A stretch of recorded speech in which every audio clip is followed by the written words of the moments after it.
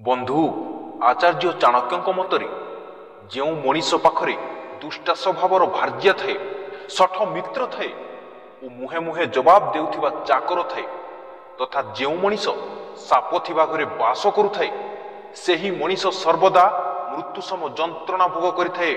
एथिरे कौनसी संदेह नाही। वास्तव में स्त्री कुस्वभाव विशिष्टा कटुभाषिणी दुराचारिणी और दुष्टा होइथिले समाज संस्कार और पारिवारिक दृष्टि तांकु त्याग करी हुए नहीं। तांकर स्वभाव और चरित्र जोगु निजे सदा अशांति भोग करिबा सह परिवार तथा समाज रे निंदित हेबाकु पड़े, नाना विपद रे सम्मुखीन हेबाकु हुए।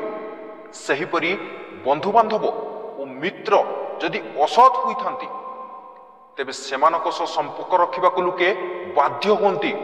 प्रकृत सेमानक सहित अंतरंग हेबा उचित नुहे, कारण द्रुत और सठ प्रकृतिर मित्र माने हिताकांक्षी साजी सर्वदा तांकर स्वार्थ हासिल करिथांती, विश्वासघातकता करबाकू पछाई नथांती, बेले बेले विपद रे पकाई तमर क्षति कराइथांती।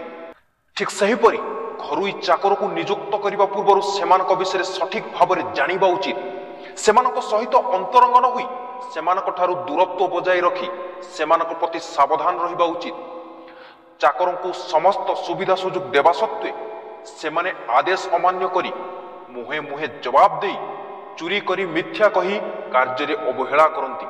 सेमाने मालिक प्रति अनुरक्त होई नथिबारु जेकोसी समय रे सेमानकर कुचक्रांत द्वारा अपदस्थ करिबा सह एपरि असुविधा रे पकाई पारंती, जहा अतीव दुखदायक होई पारे।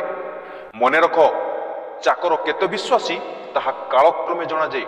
विश्वस्त चाकर मिलिबा ए जुगरे बहुत कष्ट।